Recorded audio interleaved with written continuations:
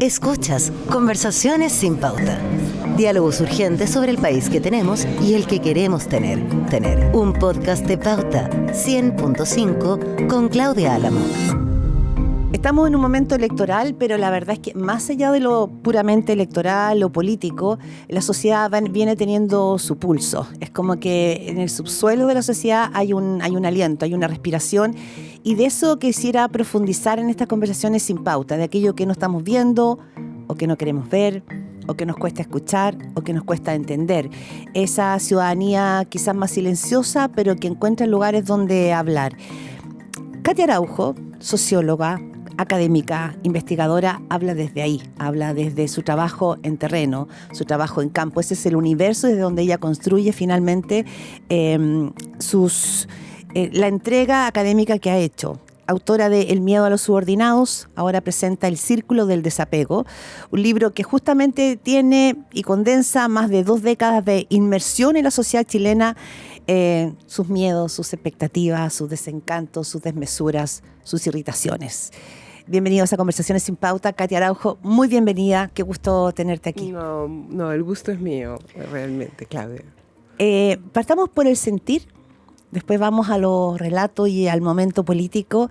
Si vamos al sentir, desde tu indagatoria, desde lo que tú percibes, ¿cuál es la emoción reinante en estos momentos electorales que están tan polarizados y donde los temas de seguridad y economía parecen temas nucleares en la conversación, al menos de la élite?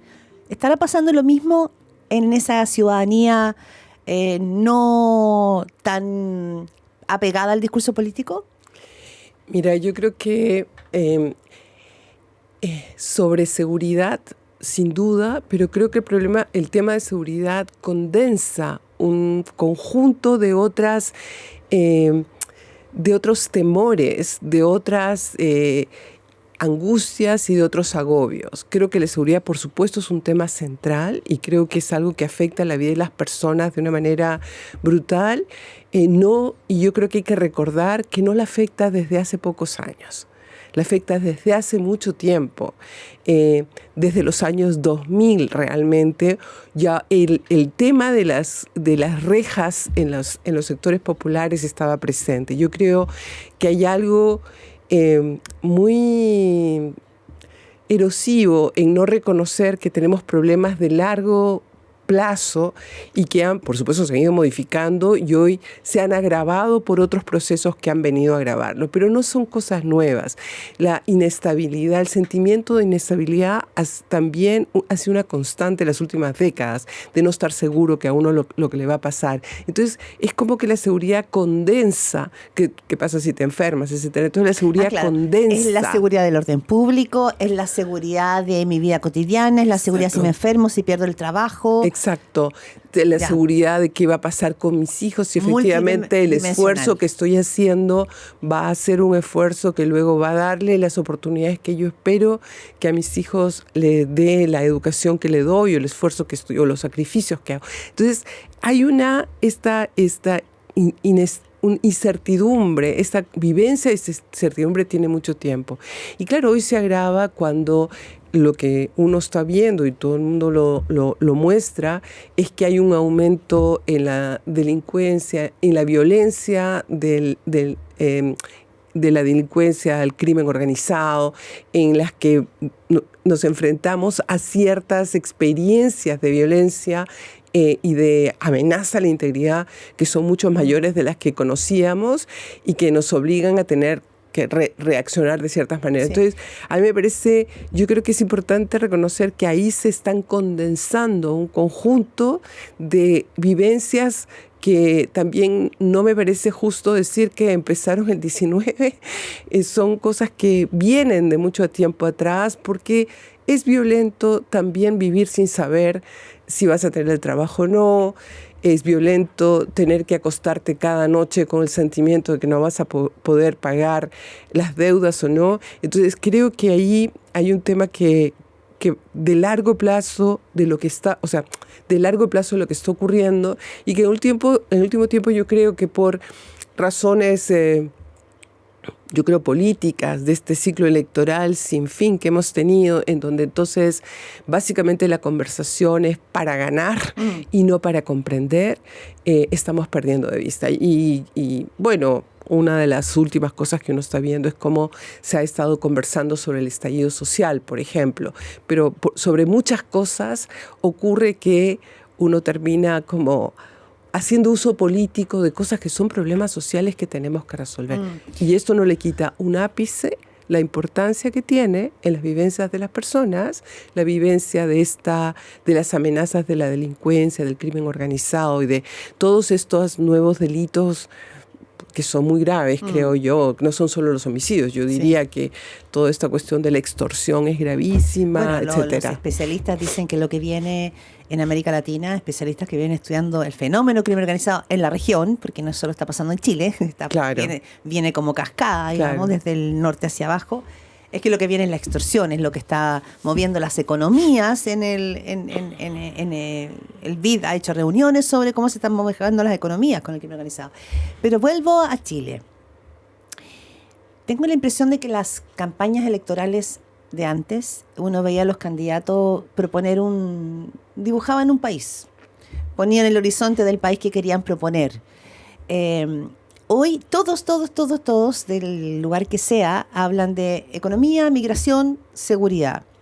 Y todos hablan mucho desde el miedo. Entonces yo pienso, estos discursos normalmente están anclados en estudios de sociedad, son estrategias políticas que tienen que hacer algún match, algún sentido con aquello que la ciudadanía está sintiendo. Entonces, ¿está desacoplado el discurso político presidencial de aquello que la ciudadanía está sintiendo? ¿O te parece que sí conectan?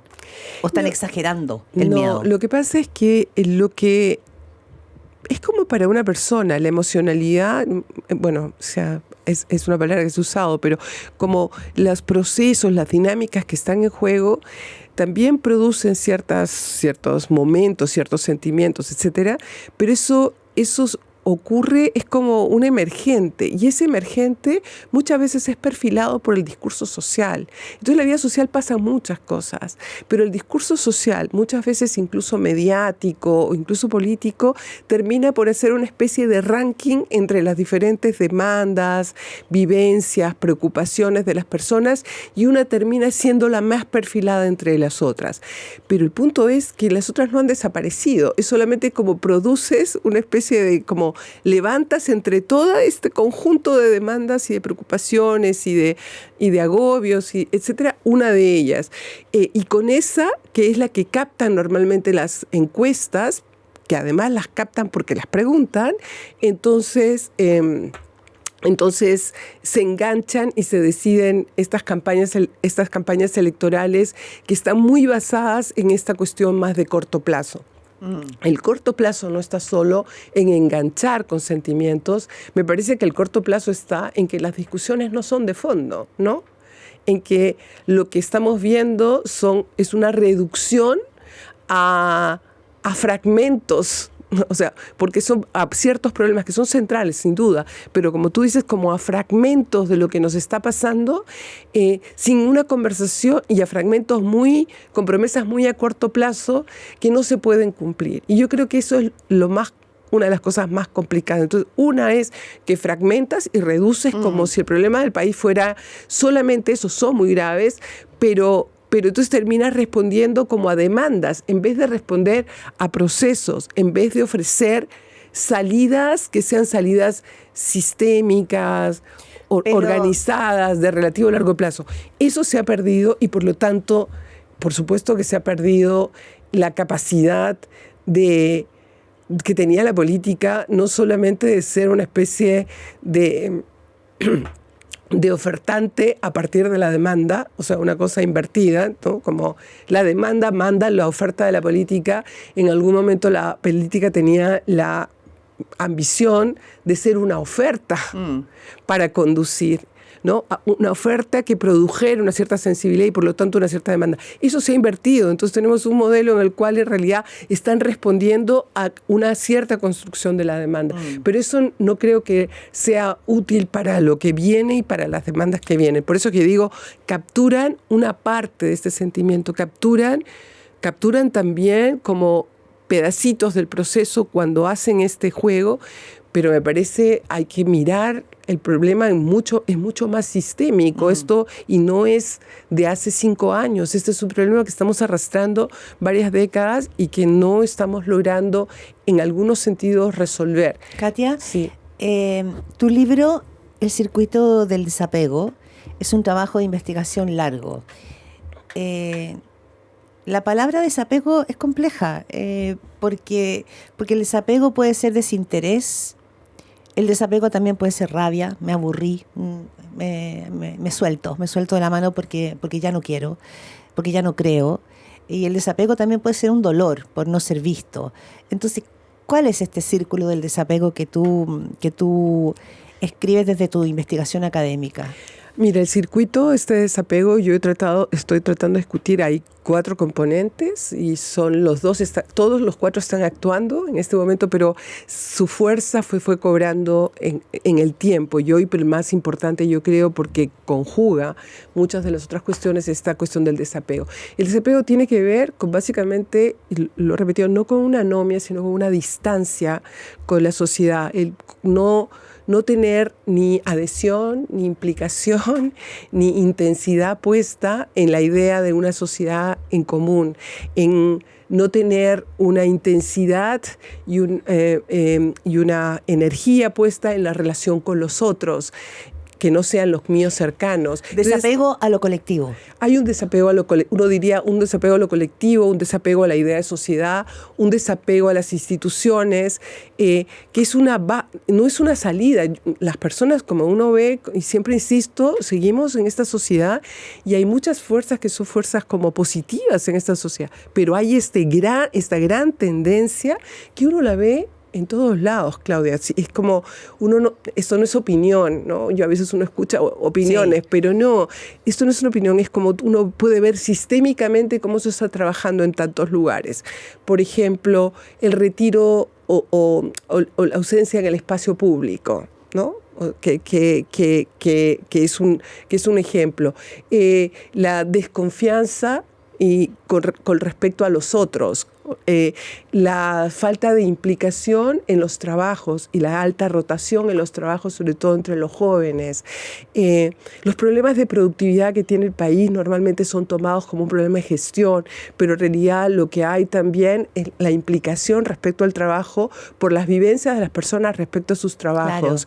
Claro. La relación que hay entre, digamos, toda esa cuestión de las escuelas y en qué medida la violencia en las escuelas, hay un montón de dimensiones que muestran cómo este circuito de irritaciones, desencantos, desmesuras y sobre todo desapegos están presentes. Ahora tenemos un voto que es obligatorio, con lo cual tú estás tapando en realidad cuál es, en una cierta medida, cuál es esa relación con la política institucional que uno fue viendo cómo iba debilitándose. Pero hay otros ejemplos, como por ejemplo la baja de las militancias, o sea, los problemas que tienen las organizaciones sociales para tener miembros y para que los miembros participen, los grupos vecinales. Entonces, hay muchos ejemplos que yo te puedo dar. El voto obligatorio de esta elección podría estar ocultando el nivel de desapego, de distancia que la ciudadanía tiene con la política. Porque sin voto obligatorio tendríamos, en el fondo, ese desinterés evidenciado. Sí, yo estoy segura que es así. Qué complejo. Eso es lo que ha estado ocurriendo. Eso es la tendencia ha sido que las personas no vayan a votar. Nosotros hicimos un estudio, lo que encontramos es que a las personas les parece muy importante votar. De hecho, en la manera que nosotros tenemos en el país entendida nuestro modelo democrático en el país, es la instancia donde puedes participar, la única instancia. La gran única instancia en la que puedes participar es cuando que te parece que cuentas, es cuando vas a ir a votar. Entonces las personas lo entienden bien y entienden bien que si te vas a quejar, entonces anda, vota, todo ese tipo de cosas. Pero las personas no quieren votar porque no tienen confianza que finalmente su voto sirva para algo. Tienen mucha experiencia de que el voto no ha servido para mucho. Entonces la eficacia del voto, la potencia del voto es la que está puesta en cuestión, no el voto. Pero si te obligan a ir a votar, vas a ir a votar, porque, que era lo que te quería decir antes, este desapego no es salirte completamente de la sociedad. hay 4 tipos de desapego que yo describo ahí. Hay un tipo de desapego que sí es un desapego que está ligado con que tú ya no quieres obedecer a las normas de la sociedad, creas universos morales alternativos, creas un mundo alternativo, tienes una disputa muy grande con la propia sociedad y te sales en un sentido. Hay un tipo de desapego que es así, que es un conjunto, un grupo de la sociedad, pero los otros 3 que son muy diferentes, una cosa central en esos grupos es que son ritualistas. O sea, van a ir, no sé... van a ir a votar. Van a ir a votar, van a respetar la luz roja, van a hacer lo que...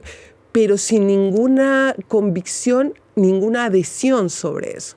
Entonces, la votación, por ejemplo, muchas veces, o sea, lo que nosotros encontramos, por ejemplo, es que la votación a veces se formula como una especie de conversación enojada con el sistema político institucional. Entonces, a veces se vota con cinismo, se vota por molestar, o se vota con esperanza. Pero mucha gente vota sin esperanza, porque en el fondo, lo que está en juego es, yo no creo que sirva para nada, pero si ya tengo que votar, déjame decir que es, la decisión es por un rasgo, ni siquiera es por una persona. Por un rasgo. Sí, por un rasgo de las personas. Por un rasgo. ¿No votan por un proyecto, por una idea, por una persona? No. Y, por ejemplo, ¿qué rasgo podría ser? Bueno, en la actualidad yo creo que los rasgos más importantes que uno está viendo, por lo menos en estos trabajos cualitativos que nosotros hemos estado haciendo hace un tiempo atrás, hace un año terminamos entonces no tiene que ver con la elección de hoy, es como, ¿no? Por ejemplo, que tienen que ver con cuál es la demanda más importante, cuál es tu preocupación más importante, entonces te manda un poco cuál es el rasgo. Por ejemplo, la fuerza de carácter, el que tú te muestres que realmente tienes la fuerza de carácter para poder hacer las cosas que no se han podido hacer. Porque las personas, los que sí tenemos, y sobre todo en sectores populares, que lo puedo hablar más, es la idea de que no logramos hacer los cambios que tenemos que hacer, ¿no? Estás escuchando un podcast original de Radio Pauta, 100.5. Y que para eso se requeriría entonces a alguien con un carácter más firme. Que se requiere más firmeza, se requiere más, y en ese sentido más mano dura, que se requiere alguien con mucha fuerza, con mucho temple, pero también al mismo tiempo, las personas piensan que tiene que ser alguien muy cercano a ellos, porque solamente alguien que viva sus experiencias y sus realidades entiende lo que les está pasando, entiende lo que viven, entiende de lo que se trata, y no son estas conversaciones que a veces... Todos somos testigos de las élites políticas, o las élites conversando entre ellas, las élites políticas conversando entre ellas y haciendo grandes como olas por algunas cosas que muchas veces la población no tiene nada que ver con las cosas que los están tocando. Ahora, qué raro, bueno, nos quedaban 2 desapegos del círculo, pero solo un punto ahí. Qué extraño, Katia, este doble rasgo que se valora. Me voy hacia atrás, pienso como cuando la ciudadanía eligió a Ricardo Lagos Escobar en la idea de una figura fuerte, el padre, y después como se mueve el péndulo a una figura como Michelle Bachelet, decían los políticos, la madre, con el rasgo de la empatía, de la cercanía, de la horizontalidad. Aquí es como que se quisiera una mezcla, ¿no? Y qué difícil hoy, en los tiempos de hoy, tener esa dualidad. Sí, lo que pasa es que son muchos, yo estoy mencionando 2, son varios. Por eso yo digo, es bien difícil, yo pienso que es muy difícil hoy saber qué va a pasar exactamente. Probablemente ni siquiera en la elección yo sería capaz de decir nada, pero también con los que vienen y tienen que gobernar no solo con el Parlamento, que es muy importante, sino con una población, que es una población que tiene una concepción de sí mucho más fuerte de la que tenía hace 30 años atrás. Una población que entiende, que está mucho más, no sé, que se siente empoderada. Más potenciada. Empoderada es una palabra difícil porque está muy cargada, pero más potente, que se siente más potente. Entonces, hay esta cuestión de que tiene que ser cercana, tiene que ser como... entonces hay muchos rasgos, pero son rasgos. Y ese es el problema de la inestabilidad que tenemos, porque el rasgo lo puede encarnar un día uno mejor y 6 semanas después otro. Yo creo que lo estamos viendo en la campaña. Kast encarnaba esa mano dura, etcétera. De pronto Kaiser la empezó a disputar ese lugar, no sabemos lo que va a ocurrir, pero no están, o sea, no son votos necesariamente la mayor parte de ellos, probablemente una parte sí, que hay un grupo mucho más politizado, que no tiene que ver con todo el paquete. Es como un rasgo de todo ese paquete en que, por lo menos a muchos grupos, a una parte importante, lo decide. Y ese rasgo va a depender de cuál es la demanda que aparece, la preocupación que aparece como enfocada, con luz, ¿no? Iluminada, sí. Pero también, y eso acaba de publicar una cosa sobre esto, está por publicar un trabajo sobre esto, una cosa que yo no había visto antes, que es también hay sensibilidades de las personas y el voto se decide por estas sensibilidades. Pero esas sensibilidades, no por el rasgo tanto, sino por la sensibilidad. No, es una mezcla. Ah, mira. Una mezcla entre cómo jerarquizas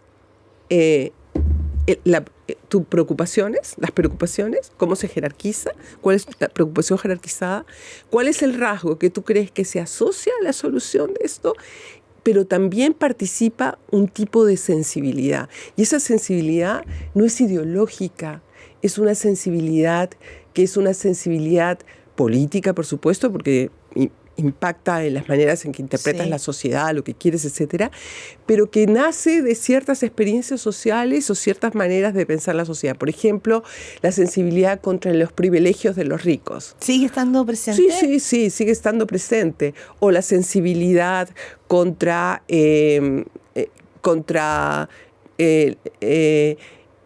la avaricia con el dinero y la corrupción vía el dinero. Hay sensibilidades que son sensibilidades que tienen un rol político, porque algo, y que es muy importante, porque una cosa que pasó, y bueno, es algo que es bien interesante, que pasó en estos años, que es la diferencia, yo diría, entre los 2000 y lo que comenzó a pasar entre el 2010 y en adelante, es que antes los juicios morales eran a la sociedad. Pero desde el 2010 en adelante, y con mucha fuerza, esa es a la política. Entonces, el voto también, por eso hablo de esas sensibilidades que son en el fondo sociomorales, que vienen de las experiencias propias y que se politizan. Entonces, hoy la moralidad participa y entonces hay una dimensión de eso que está en juego. Entonces, es una combinación de todas estas cosas y probablemente otras cosas más, pero... Por eso hace tan incierta esta elección también. Sí. Y ahora, cuando tú hablas de un rasgo como el tema mano dura, y que se va a tener que finalmente sí o sí hacer una trama, un entramado con estas otras emociones, me imagino que eso explicaría, por ejemplo, el discurso anticasta que empieza a aparecer, por ejemplo, en candidaturas como Johannes Kaiser o José Antonio Kast, que tiene que ver justamente con distanciarse de esa élite. O sea, te doy mano dura, pero no soy esa élite. Por supuesto, ¿sí, no? Porque está participando están apostando a ciertas formas de la sensibilidad. Ahora, son élite. Y también por un grupo son reconocidos como élite. Ellos no tienen las experiencias de los sectores populares. Son personas que han sido privilegiadas a lo largo de su vida, como muchos de los candidatos. Y también eso participa. En algún momento Parisi dijo, bueno, los únicos dos que tenemos que ver con el mérito acá somos Jara y yo. Y es así, porque el resto son como personas que participan y que han tenido otras experiencias. Entonces, ¿qué va a pesar? ¿Qué no va a pesar? Eso es otro problema. Pero lo que quiero decir es, esto es mucho más complejo para ganar una elección, pero no solamente para ganar una elección, sino para gobernar el país, que yo creo que es el problema más grande. Una de las cuestiones que a mí más me preocupa es hay realmente una rabia muy grande contra la política institucional, los partidos, etcétera. Hay una rabia muy grande y por lo tanto, uno ya lo sabe, las lunas de miel son cortas, eso es un punto. Pero lo que ha ido aumentando la rabia de las personas son las promesas no cumplidas, el desencanto. Y esas promesas no cumplidas hacen que los momentos electorales sean muy importantes, porque en la medida que tú prometas algo que no puedas cumplir, estás cavando la tumba para toda la política institucional a largo plazo. No solo para tu gobierno en caso de ser electo, sino que para todo el sistema político. Para todo el sistema político. Y ahí yo creo que hay algo que todos deberían entender, que hay cosas que hay que prohibirse hacer, porque lo que hacen es realmente devastar el sistema político, ¿no? Ha habido toda una discusión sobre los partidos políticos, cómo perdieron. Juan Pablo Luna ha sido muy activo y muy convincente en discutir el problema de la representación de los partidos políticos, y yo creo que es así, pero es todavía más. Yo creo que lo más preocupante es que las personas hoy se preguntan cosas como, pero ¿para qué serían útiles los partidos políticos?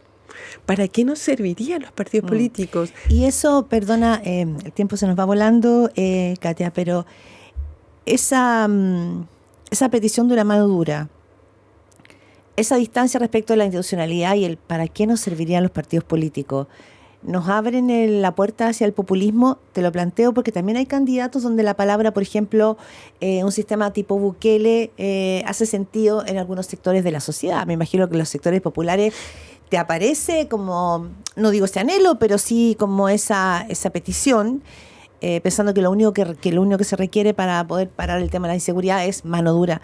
Pero la sociedad chilena estaría cultural y sociológicamente preparada para una mano dura, ¿sí? Yo creo que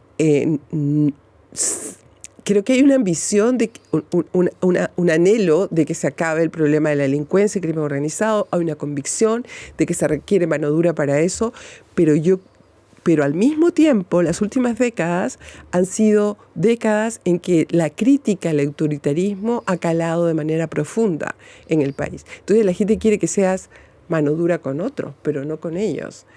Nada. O sea, con esos delincuentes, pero no vengas a tocar a mi hijo porque tiene un tatuaje. Exactamente, o no me vengas a mí a tratar por encima de manera tutelar, eso se mantiene, y se mantiene como una cuestión muy importante. Si hay una cosa que cambió en la sociedad chilena de manera muy importante en las últimas décadas, ha sido, uno, las expectativas de horizontalidad en el trato, que lo habíamos detectado ya en los 2000, o sea, esto tiene un largo tiempo, y la otra es la importancia de la autonomía. La gente valora mucho la autonomía, que es un problema porque ese valor de la autonomía, esa horizontalidad, no vinieron aparejadas con un fortalecimiento de mis deberes con el colectivo. Y tenemos que reintegrar los deberes con el colectivo. Entonces, a mí los que más me preocupan son los discursos que dejan fuera de lo colectivo.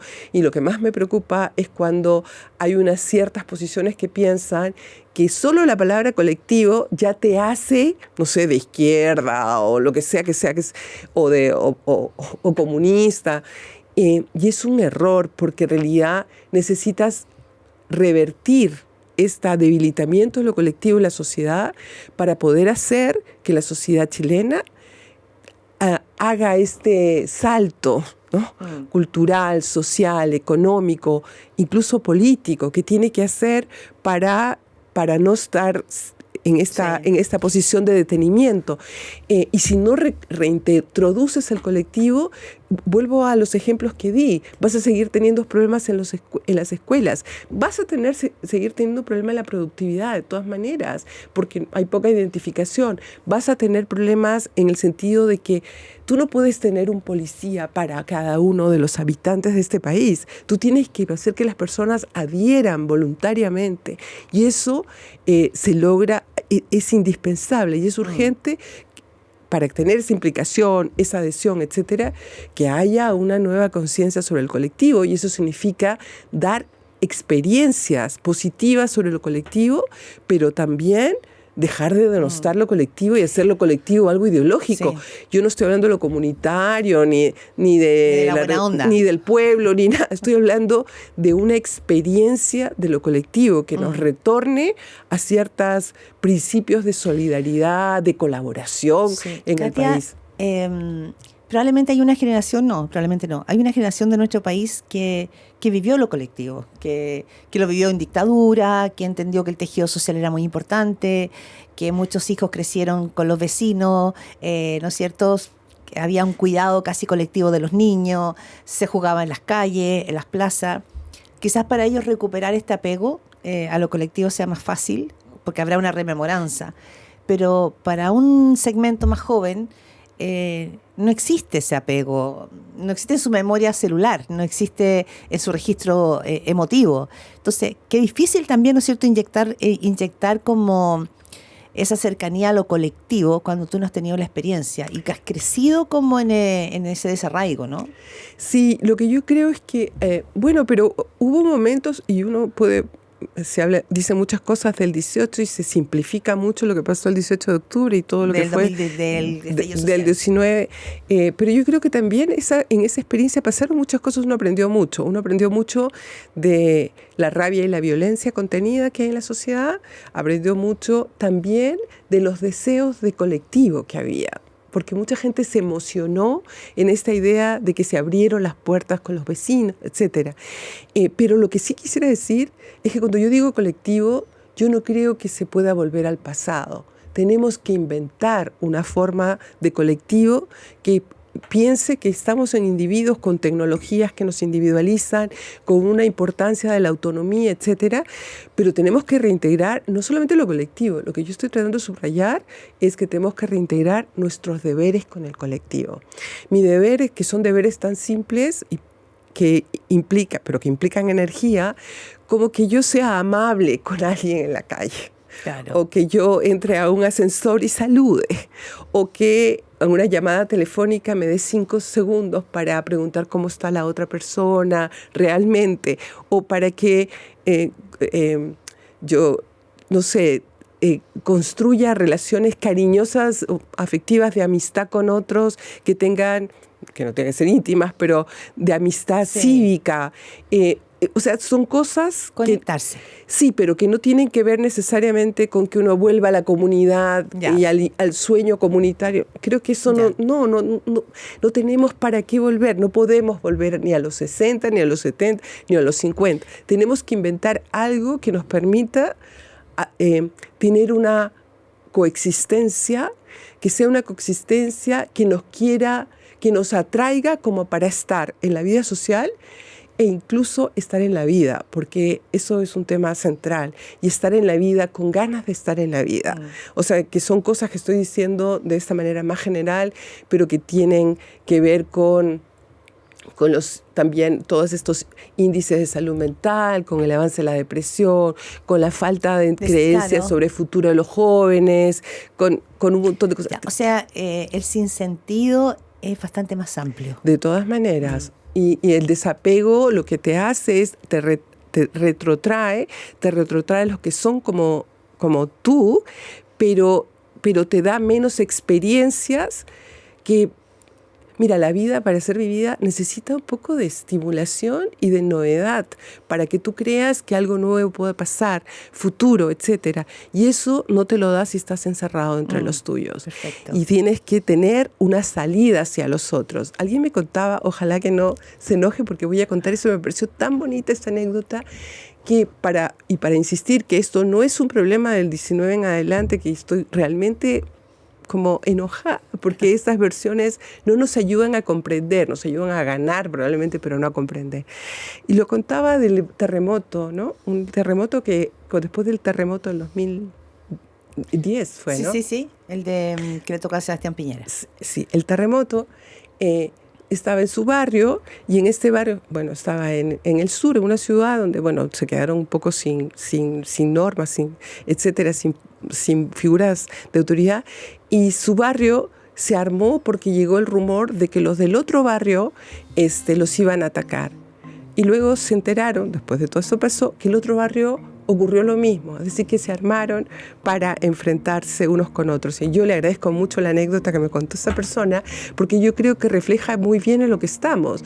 Ninguno de los dos barrios es como... Sí. Nos armamos todos contra los otros que no conocemos, y realmente ser un otro acá es ser un sospechoso, ser alguien que no conozco me hace principalmente un sospechoso. Tenemos que acabar con eso, porque tenemos que retomar esta cosa de la vida en común, porque para poder hacer un país y para salir adelante necesitamos colaborar, y en vez de armarnos unos contra otros, reunirnos. Katia Araujo, muchísimas gracias. Vamos a retomar en algún minuto del próximo año estas conversaciones sin pauta, porque no hay que dejar de mirar ese otro espectro que probablemente es mucho más amplio que lo que está mostrando, ¿no es cierto?, el relato de las candidaturas presidenciales. Así que muy agradecida por este aporte desde tu investigación en terreno. No, muchas gracias por la invitación. Dale. Gracias por escucharnos. Esto fue Conversaciones sin Pauta. Diálogos urgentes sobre el país que tenemos y el que queremos tener. Con Claudia Álamo.